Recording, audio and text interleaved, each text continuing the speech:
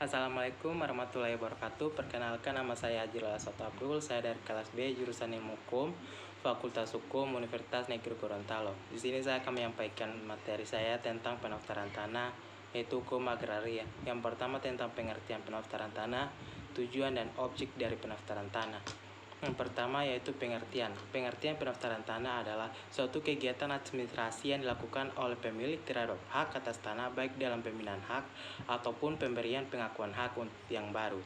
Kegiatan pendaftaran tanah tersebut untuk memberikan suatu kejelasan terhadap tanah.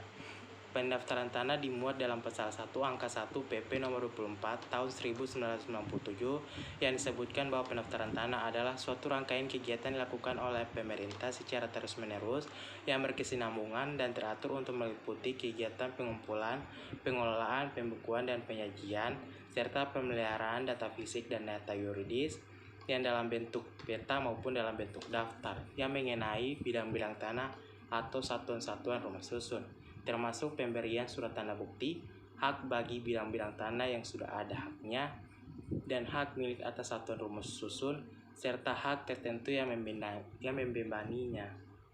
Yang kedua, saya akan menjelaskan tentang tujuan dari pendaftaran tanah. Yang pertama yaitu untuk memberikan kepastian hukum dan perlindungan hukum kepada pemilik suatu bidang tanah atau satuan rumah susun dan hak-hak lain yang terdaftar agar dengan mudah dapat membentukkannya dirinya sebagai pemegang hak yang bersangkutan.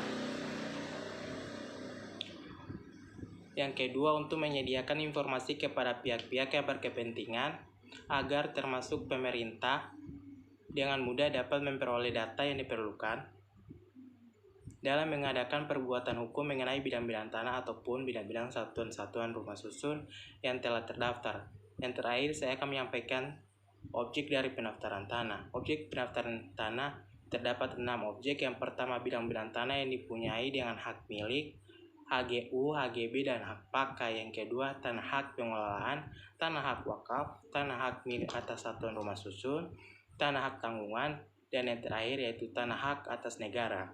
Itulah pemaparan materi hukum agraria dari saya. Mohon dan kurangnya saya mohon maaf. Wassalamualaikum warahmatullahi wabarakatuh.